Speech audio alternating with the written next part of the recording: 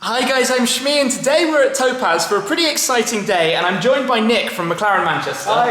Well you were last on the camera when we were up at the dealership taking delivery of the LT Coupe. Doesn't feel that long ago.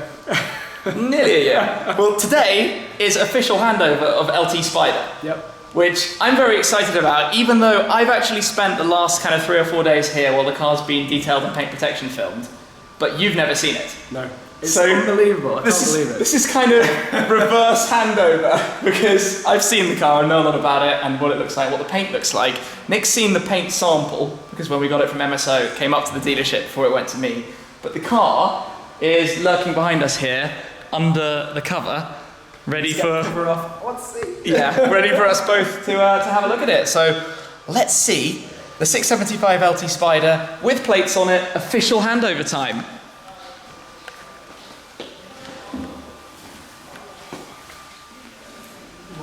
It looks good, right? That's beyond expectations. I have very few words for how excited I am for how it looks. Yeah. First impressions? It's just stunning. Oh, look at the blue. That's one of the coolest things. I loved doing this. Oh, it's so pretty. It's really funny because what we actually see on the camera is so much more blue than the actual car is. The car is purple, as everybody on the video will see when I take it outside. But the sparkle of the flake in the car is actually blue. So against the purple paint, you see those blue sparkles. Yeah. So I'm not going to lie, I'm rather over the moon with the spec, the way it's come out. Yeah. There's a lot of discussion and debate about whether I should have had the stealth wheels, because do you remember I originally ordered it with stealth wheels? And then I was like, is it too late to change them? Is it too late to make them silver? I've got to say, in the flesh, to go with the seats, the wheels, it all ties in perfectly. Yeah. And the stitching on the dashboard. Yeah. It does tie in perfectly. I liked the sort of like making the interior the kind of two-tone, with all the satin carbon, of course. And the ADP switches. All the satin carbon, everywhere. Fantastic. I think, definitely silver wheels for me. They look fantastic. Okay, so let's take a look at the specifications. So you can see that you've put the entire carbon fibre on the outside of the car. So we've got the bumper, we've got the rear splitter, we've got the side skirts, the side intakes, and obviously we've got the end plates and the front diffuser and the right number plate. The Shmi 150 number plate. Exactly. That's like my main number plate. Pretty cool number plate. It's not 87 TB, but it's just as cool. No, a lot of people have commented that's my first McLaren that hasn't had 87 TB. I know. I've gone through the order history the from what we've done with the cars so far, and it's the first one with SH15 MW. So I should probably just point out for the camera that this is actually my 4th McLaren through McLaren Manchester. The 12C, the 650S Spider, the 675 LT Coupe, and now the 675 LT Spider. So I actually know these cars quite well. I've done a fair few miles, about 30,000 miles now between them all. But for those of you who don't know so much, we're going to just talk about it in a kind of introductory way, so you know about a bit more about the car. But yeah, all the carbon had to be. Oh yeah, well, why wouldn't you? Obviously, the only thing I've just forgotten and just realised is the mirrors. So you put the carbon mirrors on this. Silver wheels, silver calipers, brake calipers make a big difference. And the ultra lightweight wheels. I love those wheels. They suit the car perfectly. They suit the car absolutely perfectly. So inside, pop open the door. We've got the sill plates. Yeah, who doesn't want the McLaren sill plate? And that ties in with the other carbon bits in there. Exactly. And then you've got some MSO options in here. Yeah. Probably getting a bit ahead of myself, but we've got this. And this shift lights. Do you know what? I can't wait for the first time I'm high enough in the rev range to see the shift lights, because it's my first McLaren where I've had the shift light options on both sides. We've also got the vent bezels in carbon fibre. Obviously, you've got the ADP switches. They're MSO options. For those that don't know, ADP, Active Dynamics Panel, those controls in the centre. And then you've got your iris around, and then you've got your start-stop in satin black. Yeah, having those in purple. If I just go in a bit closer with the camera, you can see that. Painted in the body colour. And then a bit further down, you've also got the satin black around the drive, neutral, reverse, and the hazard warning light. Yeah, so those are all MSO options. And then we've also got the MSO embroidery in the headrest, so that is in black. Yeah. Again, I wanted to have that. Perfect. I thought about doing it purple, but I thought purple on the grey might be a little bit strong, whereas the black just ties in with the rest of the interior. I think it looks well. And do you know, one of my favourite bits is the carbon around the back here. The extended carbon pack. It gives you this whole sort of rear buttress section and the panels on the door cards too. Yeah, they are a really nice touch. I think these, as a standalone option, just really set the car apart. Yeah. And obviously with the white contrast stitching. I should do this at this point. It's not going to open because I haven't only just opened the door. Oh. Soft close. Soft close. I've been teased a bit for talking about that too much on my... but if you... The roof's down. So yes, stupid me. So the tonneau isn't going to open because the roof is folded back in there. But when the roof is on the car, you can open this up and there are some storage bags and you can use it as a luggage capacity space. But for this purpose, I wanted to pull the cover off with the roof off the car because it's a Spider. Yeah. And that's why I did this sort of spec that in my eyes is basically about elegance. I wanted to look super smart, a completely different kind of car to my coupe. The coupe was sort of in-your-face sports car, race car in the bright blue. Yeah. This is a different take on the whole, type. Yeah, exactly. On the whole idea. And that's, I guess, why you didn't put the track telemetry on the car.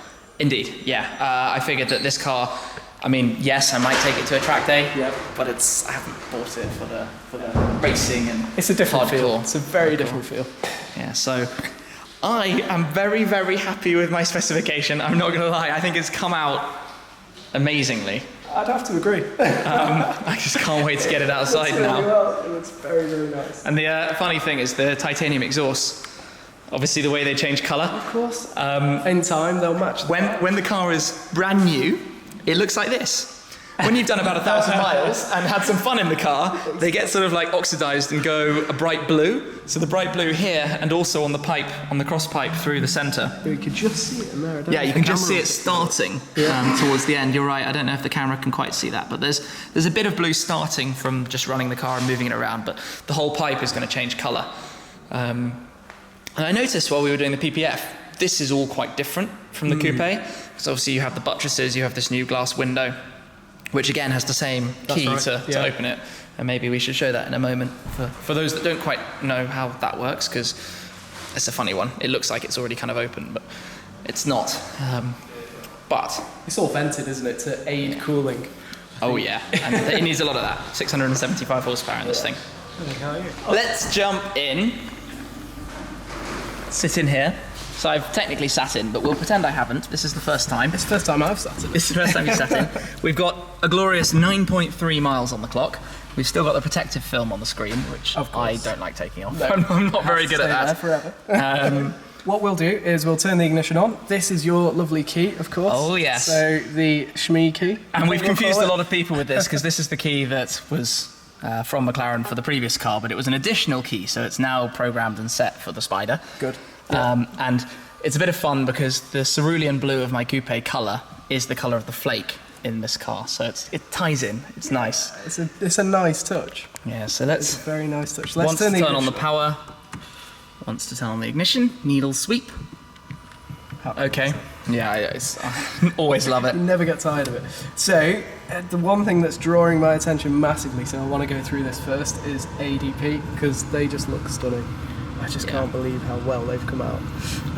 So as you know, you activate the panel, and then once the panel's active, you can then use these options to go into different things. So the left one is for your handling. So to break it down, that's for your suspension settings and your traction control. And then you've got normal, sport and track. And you can change the setting to suit your mood. As I know full well from my experience with the coupe that I did about 5,500 miles in, that ESC off button, one quick press and you get ESC dynamic. Yes. That opens the doors to having a good bit of fun. Yes, exactly that. And then of course on this one, I don't know if you were aware, I'm sure you were, but the aero mode changed. So if you would press that thinking it was aero, then you would be in for a bit of a surprise. Now. Yeah. But aero is so fun because that massive wing at the back, which if I just point the camera over, when that is up and when you brake hard, it's huge, and it has all sorts of clever things because it has DRS, so when you accelerate it sits back down flat. So if you have it in aero mode, it sits at a slight angle by default. You accelerate hard, it goes back flat for DRS, drag reduction system. You brake hard, it goes way up in the air, straight up vertically. Into the mirror. And you can't see backwards. Well, you can see over out the door mirrors, over the wings. It's quite cool. It's a massive wing. And then, awesome. It's awesome. And powertrain is the other side of the car, effectively. So that's your engine, that's your gearbox, and then you can go from normal to sport to track. We have something called ignition cut, which is just the coolest thing in the world. So over 3,000 RPM. As soon as you change through, through the gears, it cuts the ignition, then reignites everything, and you get a huge crack out the exhaust and pops and bangs and all sorts of cool stuff. Yeah. So anybody who's watched any of my previous videos driving my coupe will have heard much of that, because the cracks you get, and it's not only that, it's sort of raw unburnt fuel that goes out through the exhaust because of the way the race system works. It literally ignites. You get a blue flame going out if you're driving at night, and it's sort of the epic crack. And if you time it right and you do a shift under a bridge or a tunnel or something, like, there are no words. The noise is breathtaking. And in here, I'm going to hear that with the roof down. Yes. Which is going to be like, this is sort of open air mountain road driving perfection. Hardcore driving experience with wind in the hair. Definitely. And yeah. And the other point of the Spider, as I'm sure you know, it's a similar configuration to the 650. You can drop the rear window with the roof up. Yeah. So there's no interruption. If it's raining, there's no wind noise. Yeah, if it's raining, you can get the noise of the engine with the window down without the rain. Basically. Which is perfect for the UK. Oh yeah. yeah, we need it. Like, if we were going out on a day like today, we'd need it. Yeah, exactly. Yeah. So again, exactly like the other coupe, you've got your heater controls now in the Iris system. They've removed them from the doors. So the heater controls are all through the Iris system. Really, really straightforward, very, very easy to use. You can either move this across by touch, or you can use the buttons. Again, the same for temperature. We have mono, we've got air conditioning, you can turn it on or off. Mono means that the two sides link together so that one is a master switch. Whereas if the passenger wants to change it themselves, they can do so. But if you're on your own, you can press mono and then you control both sides. I've always loved the air vents in the McLarens, especially with the carbon finish around them. That kind of makes it looks really special. Yeah. So if we go back into Iris navigation system, so again, I'm sure you know this inside out. I do. That's exactly where we are right now. That's exactly where we are. It's searching for signal. I don't know if it'll pick anything up in here. No, but it doesn't really need to. The system works really well in here. Yeah, very easy to use. Go into your settings. Once you're in settings, go into destination, and then you can put your postcodes in. It has not been used yet. No history. Obviously. Obviously. It's what we'd expect. Yeah.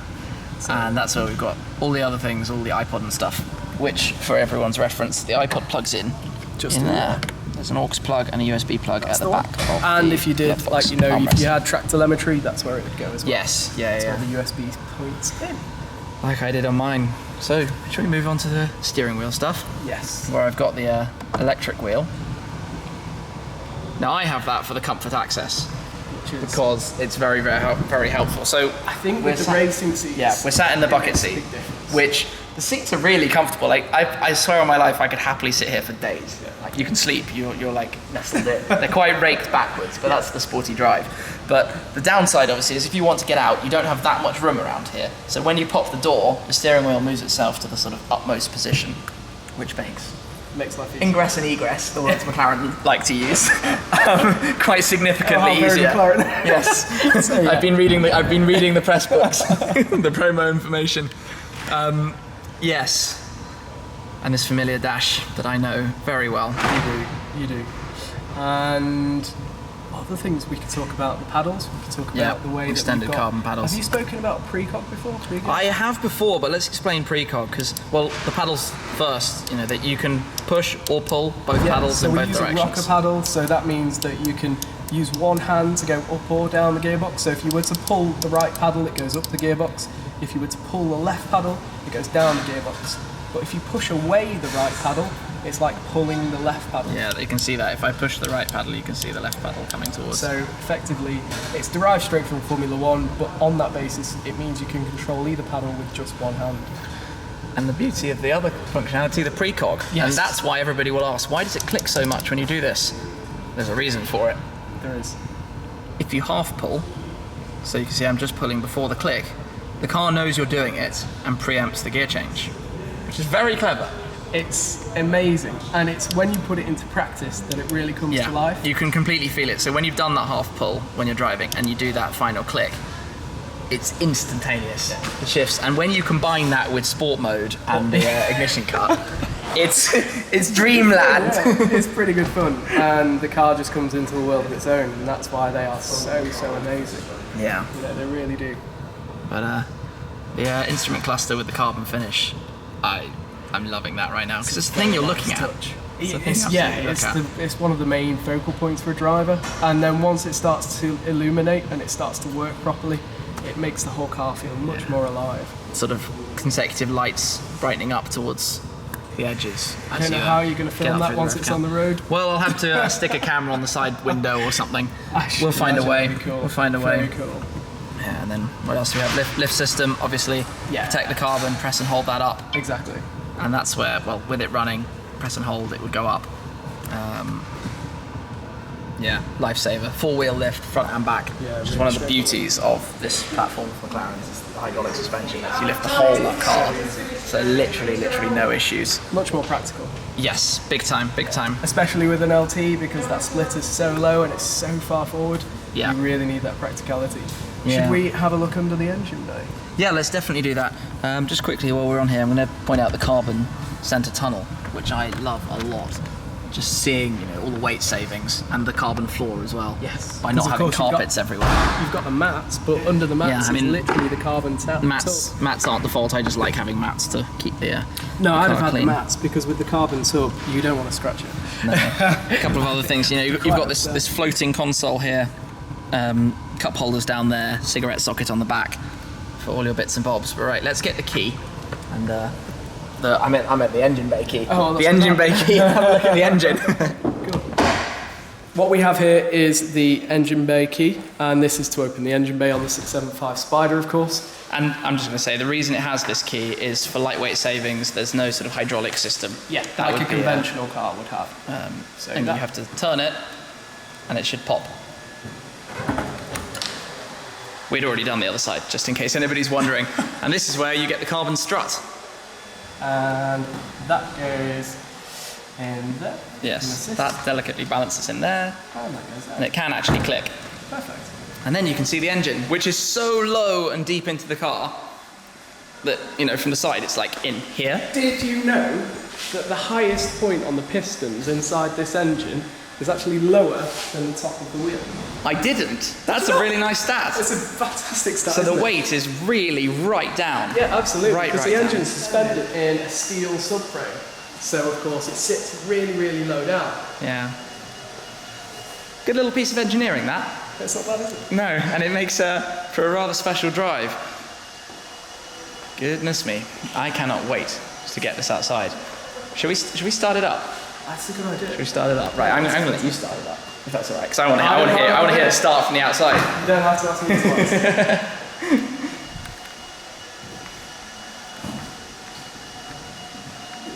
Alrighty. You ready? Oh, yes.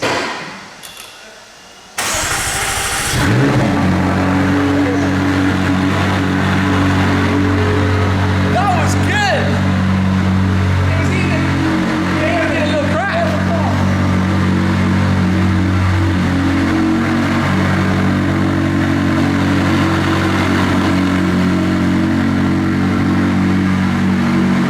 Well, it sounds good, but shutting that off. Can we close the roof? You certainly can. So I can show what this looks like from outside. With the two panels that open, and there's the luggage space. And it closes down. And obviously the rear window goes up as well.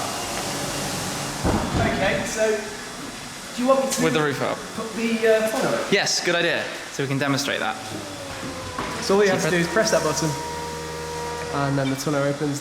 Again, this is where you put luggage. Yeah, well, and you've got the storage bags, Yeah. which fit into the car. Here's a question. Bet you don't know the answer, or I don't know the answer. Are those included in the weight of the car when they says 1280 kilos? I don't know the answer, but I could find out. Yeah, they are useful. Yeah, just for those who didn't actually know, this car, even in a convertible form, is 1,278 kilos, something like that. and 675 horsepower, and a carbon tub, and an awful lot of torque, and a whole lot of fun. But that is a convenient feature, because I can picture me, for example, I'm going on a trip in not very long, well, mega trip that you know a little bit about, and one part of that, for example, I'm going to be traveling solo, not solo, 2 people with just this car. We get to a hotel, we're staying there for 4 nights, but during those 4 nights we go out for a drive every day. So I can take loads of extra luggage using that storage capacity, leave it at the hotel, and then put the roof down. Yeah. It's the best. Perfect for that purpose. Perfect situation. And then close it up. And a chime to let us know it's done. Magic. Magic, magic. Oh, actually, do you know what? Because I can see people asking now. Let's just have a quick look at the other buttons you've got on here. They're all to do with the alarm and immobilizer. That's so you can disable if the car's being towed so the alarm doesn't go off. That's to turn off the interior alarm, and that's to open the bonnet. There's a decent storage space in the bonnet. Maybe we'll show it. It's full of my junk at the moment. But we'll come round. You can do that from the key as well. Unlatches. And there you've just got a load of stuff, but you can fit some decent suitcases and storage. It's about and things 150 litres. Yeah, and it's big enough for 2 of the kind of bags you carry on a plane. That's right. And a briefcase down the side and a few jackets and things as well. And you close it back down, press down on the badge to click it into place. There we go. It helps if I get it right. I don't know if you'd noticed, but I did my familiar cheesy quote on the number plate. Life is measured in achievement, not in years alone, which is a quote from Bruce McLaren himself, the founder of the McLaren Automotive Company. Very appropriate. Yes, so here we go. Well, there we go. That is the new car. Very nice. It's very I'm just a little bit excited about it, I'm not going to lie. Yeah, big thanks to Nick for coming down here. No problem. And showing us around, showing you guys around if you didn't necessarily know as much about it as I guess I did. Yeah, it's an absolute pleasure, and with the way we deal with Topaz, it's so easy. Yeah, that's one of. Do you know what? From my point of view, that's been really, really easy. So the way McLaren Manchester is set up, you can bring the car. We brought the car here officially. Well, it had PDI, but it came here. That's right. So it hasn't been driven out on the road to get chipped or anything. No. That's certainly the worry. Well, that's our biggest concern. We don't want to get this car on the road and cause any problems, any stone chips or any marks on the car. So we have it PDI'd, then we put it on a covered transporter, send it straight to Topaz, and Topaz do their work, and we know that the car's been fully protected. Yeah, so from the word go, it's perfect. No chips to anything, mint condition, absolutely lovely. Now ready and raring for a first drive, which I'm going to be doing, taking the car out and driving it. Although I've got a bit of a running process because about 1,000 kilometers, 600 miles, I think I'm going to take it a little bit easier, especially on the tyres. We haven't actually talked about the tyres. The Topaz, these are, well, there are 2 options of tyres. There's an everyday tyre, the P0, and then there's the semi-slick racetrack tyre. Yeah, on a day like today, it's probably not. It's a bit wet outside, so it's staying here. I'm not going to drive it in the rubbish, and it's forecast to be sunny tomorrow. And I've got photo shoots tomorrow afternoon, so we'll leave it here indoors until I can take it straight out in good weather. But I'm also actually going to put normal tyres on it because I don't want to be driving on these for a long road trip, which might have bad weather. But big thanks for all of this. I'm a bit of an annoying customer with lots of funny requests, like, can we make a video showing you guys the car? And Nick's always very happy. Obliging, so thank you very much. And I will be sharing with you guys next up my first drive in the car, so stay tuned for that, coming very soon. And awesome, we're here, Shmeemobile's ready, and we'll see what comes next. Thank you very much for watching. I will catch up with you again very soon. Cheers.